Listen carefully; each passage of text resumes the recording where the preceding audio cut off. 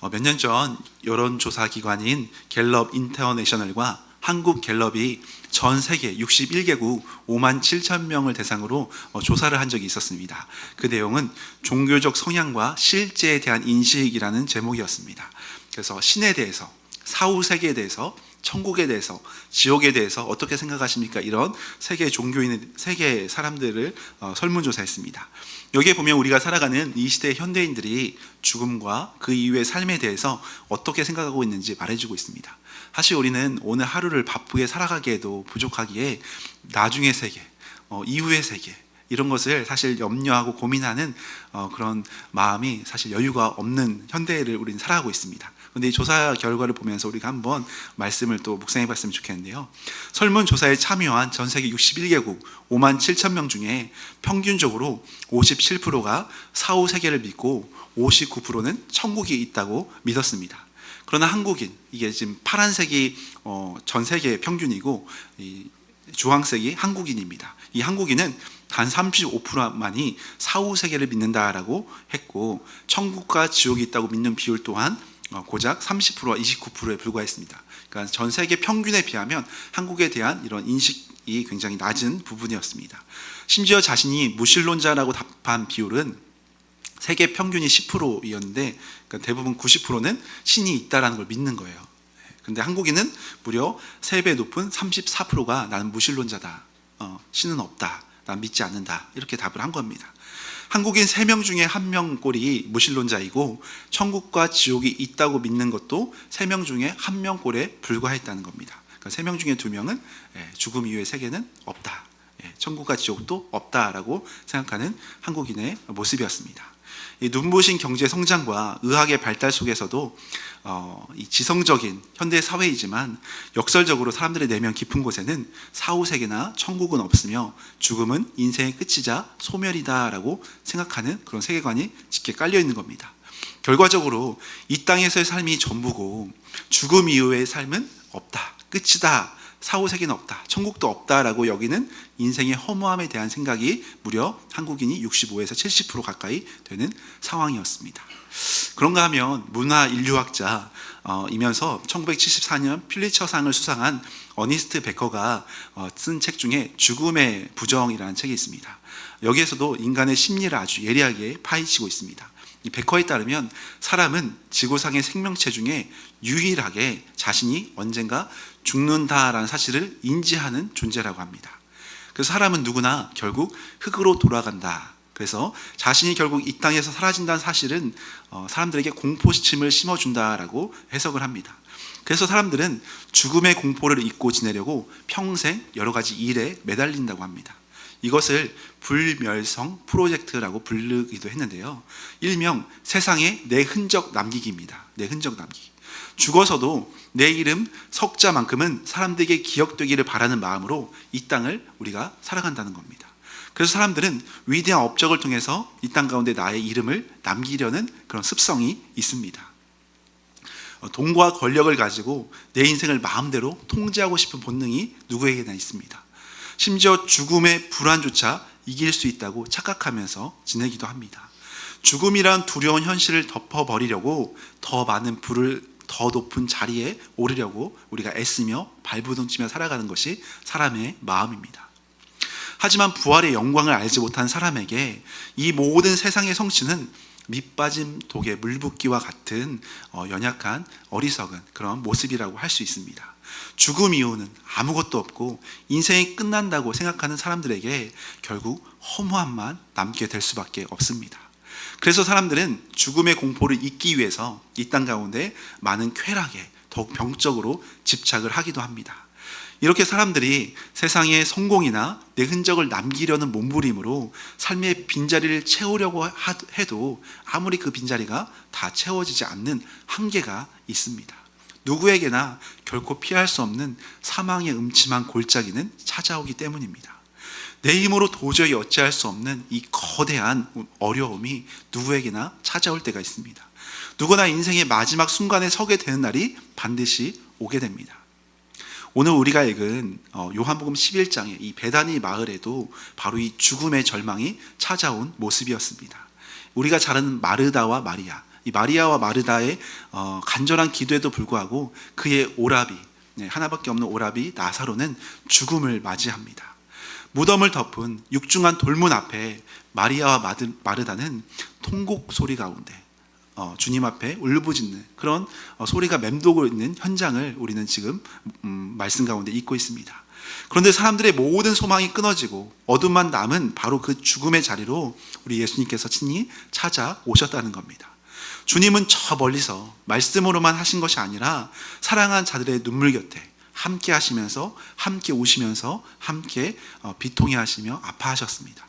그리고 그 어둠의 무덤을 향해서 또 죽음이 끝이라고 절망하는 사람들을 향해서 새로운 소망의 말씀을 선포하셨습니다. 오늘 본문 25절에 보니까 예수께서 이르시되 나는 부활이요 생명이다 라고 말씀하셨습니다. 나는 부활이고 생명이다. 이 소망의 말씀, 나는 부활이고 생명이다 라는 이 말씀을 통해 예수님은 우리 모두가 마주해야 하는 삶의 죽음과 절망의 막힌 문을 온전히 여시고 깨뜨리셨습니다. 그래서 우리가 이 시간 함께 말씀을 묵상하면서 부활이요 생명이신 우리 소망의 주님을 바라보며 은혜 가운데 나아가는 시간이 되기를 소망합니다. 오늘 본문에서 우리가 함께 묵상해 볼 부분은 생명의 주님이라는 겁니다. 예수님께서는 죽음 앞에 절망하고 있는 마르다에게 23절에 이렇게 말씀하셨습니다. 예수께서 이르시되 내 오라비가 다시 살아나리라. 마르다는 오라비가 다시 살아날 것을 예수님이 말씀하시는 것을 들었습니다. 예수님은 오라비가 다시 살아날 것이다 말씀하셨습니다. 그러니까 마르다가 24절에 이렇게 말씀합니다. 마르다가 이르되 마지막 날 부활 때에는 다시 살아날 줄을 내가 아나이다. 예수님의 말씀에 내가 알고 있습니다. 마지막 날, 먼 훗날에 그때는 살아나겠지요 라는 약간 냉소적인, 약간 낙심한 그런 마음 가운데 고백하고 있는 겁니다. 율법적으로는 100점짜리 대답이었지만 마르다는 지식적으로만 알고 있는 이 말씀을 예수님 앞에 고백하고 있습니다. 사실 유대인의 율법적인 부활 신앙을 오늘날도 우리가 알 수 있는데요. 유대인들은 율법적으로, 문자적으로 몸이 부활할 것이라고 믿었습니다. 그래서 우리가 믿는 기독교의 부활과는 조금 다른 부분입니다. 그래서 지금도 유대인들은 예루살렘 맞은편에 있는 감람산에 가면, 감람산이 이제 올리브 나무가 많은 산, 이 감람산인데 그곳에 가면 부활의 신앙을 믿는 유대인들이 무덤이 이제 질비하게 늘어져 있습니다. 그리고 성지순례 다녀오신 분들은 이제 보셨겠지만 저 앞쪽 부분이 성전, 예루살렘 성전 맞은편이 바로 감람산입니다. 이 감람산 앞에 어떤 전경이 펼쳐져 있냐면 이렇게 아래쪽에 보면 돌무덤, 네모난 돌무덤이 아주 질비하게 늘려져 있습니다. 여기에 무려 7만여 개가 넘는 무덤이 묻혀 있다고 합니다. 그리고 지금도 이곳에 들어가고 싶어서 열심히 줄을 서는 상황이 펼쳐졌습니다. 이 감람산은 예수님께서 밤새도록 기도하셨던 겟세마네 동산이 있는 곳이거든요. 그리고 예수님이 부활 승천하신 곳입니다. 그런 영광스러운 것인데 정말 가면은 무슨 이런 무덤이 있나 싶을 정도로 회색빛의 그 석회암으로 된 벽돌로 만든 돌들이 질비해 있습니다. 그래서 왜 이렇게 돌들이 많을까 우리가 생각해 볼 수 있는데 유대인들은 율법적으로 화장을 하지 않습니다. 육체의 부활을 문자적으로 믿습니다. 그래서 저렇게 누워 있다가 메시아가 오면 마지막에 그대로 이제 살아날 것을 믿기 때문에 저곳에 묻히기를 바라고 있습니다. 그렇다면 왜 하필 저 감람산에, 저 앞이 예루살렘이거든요. 예루살렘을 바라보면서 감람산에 묻히기를 원할까? 구약 스가랴서 14장 4절에 보면 장차 메시아가 오실 때 감람산에 설 것이라고 구약에 예언했습니다. 이 말씀을 문자적으로 믿는 겁니다. 그래서 유대인들은 메시아가 오셔서 저 닫힌 예루살렘 황금문, 예루살렘 문, 저게 이제 동문이거든요.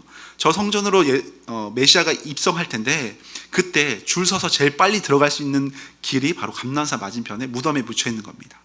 성전 동문에 성전에 8개의 문이 있는데 저 동문이 성전에 들어간 가장 빠른 문입니다. 그래서 사람들은 부활 때 저곳에 가장 빨리 들어가기 위해서 명당의 자리인 바로 여기에 묻혀 있는 겁니다. 문자적인 의미로 믿는 거죠. 잘못된 믿음입니다. 메시아가 오실 길목에서 가장 먼저 선착순으로 부활의 때를 맞이하려고 이곳에 묻히는 엄청난 경쟁이 펼쳐진 겁니다. 그래서 이 무덤에 아무나 들어갈 수가 없습니다. 전 세계 부유한 유대인들이 이곳을 원하기 때문에 가격이 상상 이상으로 천정부지로 솟았습니다. 제가 듣기로도 묘자리 하나 알아보려면 2, 3천만 원은 기본이고 최근에는 억대까지 올랐다고 합니다. 우리는 참 평안하죠. 우리는 여기에 묻힐 필요가 전혀 없습니다. 우리는 이런 장소에 집착하는 율법적이고 문자적인 부활을 믿지 않기 때문입니다. 우리 예수님은 예루살렘의 특정 장소가 아니라 정말 주의 임재가 있는 곳, 주님을 믿는 그곳에 주님이 함께 하시고 부활의 영광 가운데 인도하십니다. 그래서 주님께서는 나는 부활이요 생명이라고 말씀하셨기 때문에 주님이 계신 곳, 그곳이 어디든지 우리가 엎드려야 할 그 기도의 자리가, 우리가 예배하는 그 자리가 바로 부활의 영광을 경험할 수 있는 1등석이라는 겁니다. 여러분 지금 1등석에 앉아 계신 겁니다. 그러니 부활을 위해서 비싼 금액을 낭비할 필요가 없습니다. 묘자리 보러 예루살렘에 가실 필요가 전혀 없습니다. 오늘 최소한 제가 2, 3천만 원 벌게 해드렸습니다. 네, 당장 사랑하는 오라비를 잃고 가슴이 찢어지는 이 마리아에게 먼 훗날 부활할 것이라는 그 먼 미래를 예수님은 율법적으로 말씀하지 않았습니다. 그녀의 눈물을 닦아주시면서 나는 부활이고 생명이다라고 실제적으로 말씀하셨습니다. 여러 신학자들은 오늘날 많은 성도 또한 성경의 부활을 고대 헬라 철학의 영혼 불멸과 같다고 혼돈하고 있다고 말하고 있습니다. 고대 헬라 철학은 육신이 영혼을 가둔다라고 여겼습니다. 그래서 죽음을 통해 육신은 죽고 영혼이 육신을 빠져나가면 저 하늘 위로 날아가는 그 진짜 구원, 진짜 부활이라고 생각을 하며 믿었습니다. 그러나 성경이 말하는 부활은 그것이 아닙니다. 결코 육체를 훌훌 벗어버리고 영혼만 구름 위로 둥둥 떠다니는 어떠한 그런 상태를 말하지 않습니다. 하나님이 친히 지으신 이 세계와 우리 몸은 나중에 폐기 처분될 그런 육체가 아닙니다. 예수님께서도 자신이 죽으시고 빈무덤을 열어서 부활의 첫 열매가 되어주셔서 우리에게 부활의 영광을 친히 복음서에 보여주셨습니다. 성경의 부활은 썩어질 육체가 다시는 아프거나 죽지 않는 영광스러운 몸으로, 썩어졌던 그 육체가 이제는 다시는 아프거나 죽지 않는 영광스러운 몸으로 새롭게 변화되는 것을 말씀하고 있습니다. 주님은 흠집 많고 망가진 우리 몸을 처음 창세기에서 말씀하신 하나님의 보시기에 좋았더라 라는 그 온전한 모습으로 다시 빚으시기를 원하십니다. 곧 완전히 회복하셔서 완전히 회복된 새하늘과 새 땅에서 하나님과 영원히 살아가는 전인격적인 생명의 재창조를 말씀하고 계십니다. 더 나아가서 오늘 본문에서 예수님은 이 영광스러운 부활의 진리를 이론적으로만 말씀하시는 것이 아니라 실제적인 역사 가운데 함께 하심을 보여주시면서 말씀하셨습니다. 마르다는 부활을 미래에 일어날 막연한 하나의 사건으로만 생각하고 있는데 주님은 마르다의 시선을 희미한 미래의 사건이 아니라 지금 그녀 눈앞에 서서 함께 눈물을 흘리면서 지금 현재 내가 함께하며 부활의 영광 가운데 있다라고 말씀하고 계십니다. 주님은 먼 미래에 내가 부활을 줄 것이라 말씀하시는 것이 아니라 그뿐만 아니라 내 자신이 곧 부활이요 생명이고 지금 현재 내가 영광 가운데 생명 가운데 함께한다고 말씀하시는 겁니다. 이처럼 기독교의 부활은 단순히 머리로 동의해야 할 어떤 추상적인 개념이나 막연한 미래를 말씀하지 않습니다. 부활은 바로 지금 눈물 짓는 내 눈앞에 마주 서 계신 예수 그리스도, 그 살아계셔서 함께 숨쉬는 그분 자신이 곧 부활이요 생명이다 하면서 우리와 함께하고 계시다는 역사적인 놀라운 사건입니다. 우리가 인생을 살아가다 보면 피할 수 없는 나사로의 무덤과 같은 그런 아픔을 우리가 경험할 때가 있습니다. 내 힘으로는 도저히 해결할 수 없는 힘겨운 현실이 우리 안에 턱 막혀 있을 때가 있습니다. 아무리 발버둥 쳐도 내 뜻대로 풀리지 않는 여러 문제들이 마치 무덤의 문처럼 우리를 막고 있을 때가 있습니다.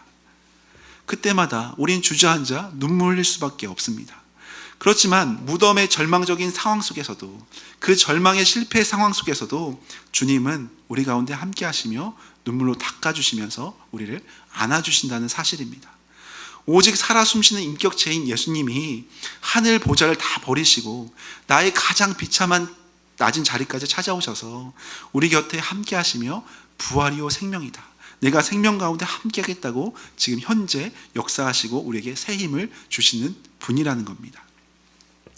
요한복음 11장 35절에 보면 예수님께서는 사랑하는 자들의 그 슬픔 곁에서 함께 눈물 흘리며 우셨습니다. 그리고 35절에 보면 예수께서 눈물을 흘리시더라 라고 말씀하십니다. 아니, 살리실 건데 굳이 눈물 흘릴 필요가 있을까? 주님은 다 아시는데, 살릴 걸 아시는데 굳이 눈물 흘릴 필요가 있을까? 그렇지만 주님은 그 순간순간마다 우리의 마음과 사람의 그 마음을 통감하시면서 함께 아파하셨다는 겁니다. 무덤 밖에서 구경만 하는 분이 아니라, 부활과 생명이란 말만 하는 분이 아니라 함께 아파하며 함께 우셨습니다. 이처럼 주님은 우리가 살고 있는 지금 현 시대 가운데서도 함께 하시며 찾아오십니다. 우리의 눈물과 슬픔을 함께 채울하시면서, 함께 울어주시면서 우리를 영원토록 책임져 주시는 사랑의 주님이십니다. 사람들은 우리 가운데 죽음의 문턱에 우리가 있고 어려움이 있으면 그 절망의 자리에 시체 썩는 냄새처럼 우리를 멀리할지 모르겠습니다. 그렇지만 주님은 그런 것과 전혀 별과 상관없이 상처투성이 우리 가운데 찾아오셔서 내가 생명이다, 내가 다시 일으켜 세우겠다라고 함께 하시는 주님이시라는 겁니다. 간절히 바라기는 오늘 예배 가운데 그저 멀리서 우리에게 말씀하시는 분이 아니라 지금 나와 함께 아파하시며 나를 위해 울면서 나의 손을 꼭 붙잡아 일으키시는 그 살아계신 주님의 생명의 은혜를 풍성히 누리고 체험하시기를 간절히 소망합니다. 또한 우리가 두 번째로 묵상할 부분은 바로 죽어도 살겠고라는 부분입니다. 이어서 예수님은 부활과 생명이신 자신을 믿을 때 우리에게 주어진 놀라운 은혜를 선포하십니다. 나를 믿는 자는 죽어도 살겠고. 우리가 잘 아는 말씀이잖아요. 사실 많이 들은 말씀입니다. 이 말씀은 죽음이 완벽한 소멸이라고 믿는 두려움에 떨고 있는 우리 현 시대 모든 사람들을 향한 영광스러운 승리의 선포라고 할 수 있습니다. 아담의 타락 이후에 예외 없이 모든 사람은 육체의 질병이라는, 육체의 죽음이라는 무섭고도 슬픈 관문을 앞에 남겨두고 있습니다. 아무리 믿음이 좋은 성도라 해도 육신의 쇠약함과 죽음은 누구에게나 찾아올 수밖에 없는 인간의 연약한 한계입니다. 질병으로, 노환으로, 때론 뜻하지 않은 사고로 우리는 사랑하는 사람의 차가운 손을 놓아야만 하는 그런 이별의 슬픔을 마주할 때가 있습니다. 주님이 그토록 사랑하셨던 나사로 또한 결국 병으로 죽게 되는 상황에 지금 놓여있는 본문입니다. 세상의 눈으로, 육체의 눈으로만 보자면 여전히 죽음이 모든 것을 이기고 삼켜버린 것처럼 보입니다. 그러나 예수님은 그 안에 있는 자, 예수님을 믿는 자는 죽어도 살 것이라고 말씀하십니다. 예수 그리스도 안에 있는 자에게 육체의 죽음은 결코 인생의 허무한 소멸이나 끝이 아니기 때문입니다. 그래서 영적 거장인 존 파이퍼 목사님은 이 구절을 묵상하면서 예수 그리스도로 말미암아 죽음의 본질이 완전히 바뀌었다라고 역설합니다. 십자가 은혜 안에서 성도의 죽음은 모든 것이 끝나는 그 절벽이 아니라 영원한 생명의 나라로 들어가는 찬란한 문, 영광스러운 쉼표로 그 성격이 완전하게 역전되었다라고 강조하고 있습니다. 그래서 고린도전서 15장 55절에도 사도 바울이 이렇게 선포합니다. 사망아, 너의 쏘는 것이 어디 있느냐? 사망아, 내가 이기는 것이 어디 있느냐? 마치 사망이 우리를 다 이길 것 같지만 사실은 사망은 이미 끝났다는 겁니다. 십자가에서 죽음의 권세를 정면으로 깨뜨리신 예수 그리스도로 말미암아 사망은 우리를 향해 잠시 무섭고 두렵게 할 수는 있을지 몰라도 결코 우리를 삼킬 수 없는 영원한 생명 앞에서 힘을 잃어버린 빈 껍데기처럼 전락했다는 겁니다. 예수 그리스도 안에 있는 자에게 사망은 아무것도 아닙니다. 그런데 예수 그리스도 밖에 있는 자에게 사망은 가장 두려운, 어떻게 보면 심판입니다. 19세기의 위대한 복음 전도자였던 무디 목사님은 임종을 앞두고 자신의 죽음을 슬퍼한 성도들에게 이런 위대한 고백을 남겼습니다. 어느 날 여러분은 신문에서 무디가 죽었다는 기사를 읽게 될 것입니다. 그러나 그 말을 단 한 글자도 믿지 마십시오 하면서 무디 목사님이 성도에게 이렇게 말하는 겁니다. 그 순간 저는 지금 이 땅에서 살아있는 것보다 훨씬 더 생생하게 살아있을 것이기 때문입니다. 저는 죽은 것이 아니라 더 높은 곳을 향해 이사한 것 뿐입니다. 이것이 바로 죽어도 살겠고라는 예수님의 말씀을 마음에 품은 성도의 영광스러운 고백이고 특권이라고 할 수 있습니다. 예수님께서는 다시 오시는 마지막 날, 이 재림의 때 우리의 썩어질 육신은 다 다시는 아프지 않을, 다시는 이별의 눈물도 없는 흠없고 눈부신 영광스러운 부활의 몸으로 완전하게 살아날 것이라고 말씀하고 계신 겁니다. 그 미국의 위대한 강해 설교자 중에 도널드 그레이 반하우스라는 목사님이 계십니다. 그분에게 아주 큰 시련이 어느 날 찾아왔습니다. 젊은 아내가 질병으로 세상을 떠난 일이었습니다. 장례식을 치르러 가는 차 안에는 엄마를 잃은 이 두려워하는 어린 딸들이 울고 있었습니다. 깊은 슬픔에 잠겨 차를 몰고 가던 중에 이 목사님의 차 옆으로 아주 거대한 트럭 한 대가 굉음을 내며 지나갔다고 합니다. 그 순간 그 거대한 트럭의 시커먼 그림자가 이 목사님의 차 전체를 이제 덮고 지나가는 상황이 되었습니다. 그때 반하우스 목사님은 슬픔을 머금고 하나님이 주시는 깨달음의 은혜가 있어서 어린 딸들에게 이렇게 물었습니다. 얘들아, 너희는 저 무시무시한 트럭에 직접 치이는 것과 트럭의 그림자에 덮이는 것 중에 어느 것을 택하겠니? 그러니 딸들이 대답합니다. 당연히 그림자죠. 그림자는 우리를 아프게 하지 않잖아요. 그렇죠, 여러분? 트럭에 치이는 것보다 그림자에 치이는 게 훨씬 아무것도 아니잖아요. 그때 목사님은 딸들을 향해 담대하게 부활의 신앙을 선포합니다. 그렇단다. 2000년 전 십자가 위에서 사망이란 무서운 트럭이 우리 예수님을 그대로 치고 지나갔단다. 예수님이 그 끔찍한 죽음의 트럭을 온몸으로 대신 맞으셨기 때문에 우리를 덮친 죽음의 트럭이 아니라 그저 죽음의 그림자일 뿐이란다. 엄마는 죽음에 먹힌 것이 아니라 부활이요 생명이신 예수님 품에 안겨 지금 영원한 생명을 누리고 있단다. 이 이별의 슬픔 가운데서도 부활의 영광을 가르쳐주는 이 복음의 고백이라고 할 수 있겠습니다. 우리 예수님이 십자가에서 죽음이란 트럭을 대신 맞아주셨기 때문에 우리에게 다가오는 죽음은 이제 우리를 영원히 파멸시킬 수 없는, 어떻게 보면 아무 힘이 없는 그런 존재로 전락했다는 겁니다. 그것은 사망의 음침한 골짜기에 잠깐 드리워진 그림자일 뿐입니다. 그래서 우리는 그림자를 두려워할 필요가 전혀 없습니다. 그림자를 지나면 생명과 부활 자체이신 예수 그리스도를 영광스럽게 마주하게 될 것이기 때문입니다. 세상은 무덤 앞에서 모든 것이 끝났다고 절망하며 통곡하지만 부활이요 생명이신 예수님은 우리의 그 절망적인 무덤의 어둠을 영원한 영광스러운 삶으로 바꾸어 놓으셨습니다.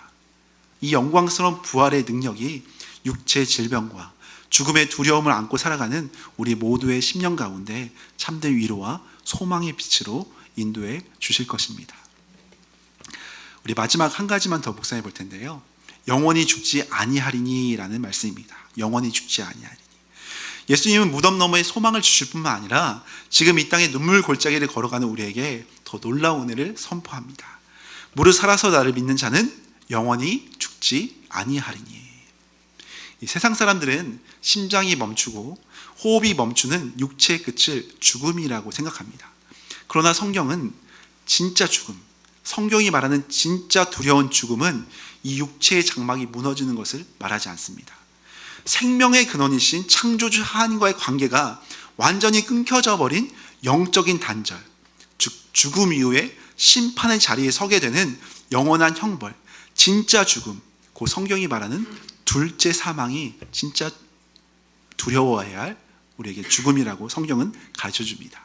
그래서 성경에서는 특히 요한계시록에 둘째 사망에 대한 부분이 자세히 등장합니다. 그런데 요한계시록 2장 11절에 보면 이기는 자는 둘째 사망의 해를 받지 아니하리라 라고 선포하고 있습니다. 이기는 자, 믿음으로 살아가는 자, 믿음으로 이기는 자는 둘째 사망, 곧 영원한 심판을 면할 것이다라고 말씀합니다. 영원한 심판, 영원한 지옥 형벌을 말씀하고 있는 겁니다. 그러니까 우리가 진짜 두려워할 것은 육체의 생명이 끝나는 것이 아니라 그 이후에 영원한 죽음, 영원한 형벌이 있다는 것을 두려워해야 한다는 겁니다. 20세기 유명한 기독교 변증가인 C.S. 루이스는 그의 명저 순전한 기독교에서 사람이 가진 두 가지 차원의 생명을 아주 탁월하게 구분해 주었습니다. 제가 지난달 주일 예배 설교 때도 한번 언급했던 부분인데, 인간에게는 자연적으로 태어나 언젠가는 늙고 병들어 썩어 없어질 생물학적인 생명인 무엇이 있다고 했죠? 헬라어로 비오스가 있다고 했습니다. 비오스.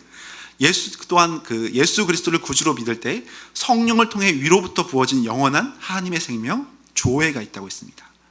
비오스와 조회.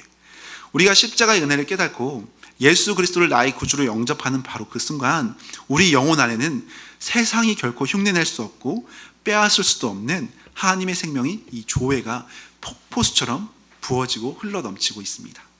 이미 사망에서 생명으로 완전히 옮겨진 영광을 체험한 겁니다. 죽음에서 영원한 생명으로 자동 전환되는 믿음의 시스템이 발동된 우리 믿음의 모습입니다. 비록 우리의 겉사람인 육신, 이 비오스는 이 험한 세상에서 병들고 쇠약해지고 억울한 일을 당하고 결국 흙으로 돌아가 썩어서 없어질지라도 우리 안에 이미 심겨진 이 영원한 생명, 이 조회는 주님이 주신 것이기에, 성령님이 허락하신 것이기에 세상의 그 어떤 환난이나 핍박이나 파산이나 질병이나 심지어 죽음조차도 결코 끊어낼 수 없다고 성경에서는 말씀하고 있습니다. 따라서 영원히 죽지 아니하리니, 이 말씀은 우리가 이 세상에서 병에 걸리지 않거나 육신이 늙지 않다거나 하는 그런 기복적인 말을 하고 있는 것이 아닙니다. 예수님과 십자가로 완전하게 연합된 우리의 영혼은 영원한 심판인 하나님과의 그 지옥 같은 단절되어서 영원히 지옥으로 떨어지는 그 영원한 형벌을 영원히 겪지 않는다는 가장 확실하고도 영광스러운 구원의 보증, 약속을 하고 계신 겁니다.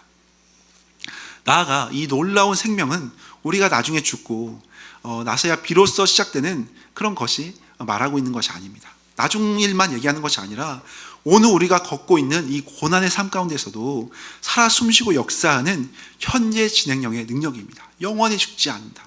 이 땅에서 삶뿐만 아니라 영원토록 우리를 인도하시겠다는 현재 진행령의 능력을 말씀하고 있습니다. 비록 세상의 눈에는 우리가 실패자같이 보일 때가 있습니다. 사람들에게 상처받고 물질적인 어려움에 짓눌려서 연약해져 보일 때가 있습니다.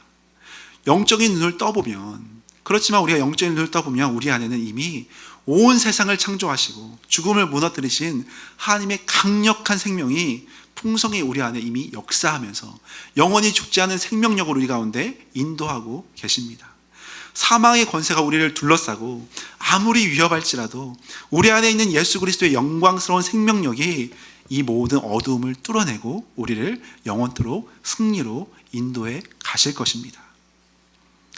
우리는 언젠가 천국에 들어갈 것을 대비해서 고난 가운데, 어쩔 수 없이 이 땅 가운데 믿음으로 살아가는 불쌍한 천국 대기자가 아닙니다. 이미 천국의 생명을 오늘 나의 삶의 현실의 삶 가운데 끌어당겨서 누릴 수 있는, 그렇게 살아가는 위대한 빛의 자녀로, 영광스러운 하나님의 상속자로, 기쁨의 삶으로 우리를 주님은 초대하셨습니다. 이 놀라운 생명의 현재성을 우리가 온전히 깊이 깨달을 때 우리는 참된 평안 가운데 세상을 날마다 넉넉히 이겨나갈 수 있습니다. 우리 안에 영원히 죽지 않는 그리스도의 생명이 항상 살아 숨쉬고 있음을 선포하며 어떤 고난 가운데서도 담대하게 찬송하며 승리하는 우리 모든 성도님들 되시기를 소망합니다. 말씀을 맺겠습니다. 사랑하는 여러분, 부활과 영원한 생명의 진리를 선포하신 예수님은 이제 마르다를 향해, 그리고 오늘 예배드리는 저와 여러분을 향해 이렇게 중요한 질문을 던지십니다. 이것을 내가 믿느냐? 오늘 어떻게 보면 교리적인 신학적인 질문들로 우리가 묵상했지만 주님은 이런 딱딱한 교리로 우리가 머리로만 이해했는지 알기를 원하지 않으시고 우리에게 묻는 겁니다. 사망 권세를 깨뜨리신 생명의 주관자이신 예수님께서 지금 나의 고난과 눈물의 모든 상황 속에서 함께하고 계시다는 사실을, 현재 가운데 또 장차 영원토록 우리가 함께하시고 붙든다는 사실을 내가 온전히 믿느냐, 신뢰하고 있느냐 묻고 있는 말씀입니다. 요즘 우리를 짓누르고 있는 나사로의 무덤과 같은 어둠의 집은 무엇인가요? 내 힘으로 어찌할 수 없는 고통, 끝이 보이지 않는 어려움, 또 그리고 여러 위기 가운데 차가운 돌문에 막힌 것처럼 낙심하고 있는 부분은 혹시 무엇인가요? 오늘 이 시간 내 영혼의 문을 두드리시는 주님의 그 질문 앞에서 진실로 우리가 고백했으면 좋겠습니다. 주님, 그렇습니다. 부활이요 생명이신 주님을 내가 온전히 믿나이다. 이 진실한 고백이 우리의 심령 깊은 곳에서부터 터져 흘러나올 때 막연한 신앙이 아니라 내 삶을 일으키시는 실제적인 능력으로 주님께서 놀랍게 역사해 가실 겁니다. 이번 한 주간도 생명이요 부활이신 그 주님 꼭 손 붙잡고 생명의 향기를 드러내며 믿음으로 기쁨으로 나아가는 우리 모든 성도님들 되시기를 예수님의 이름으로 간절히 축원합니다.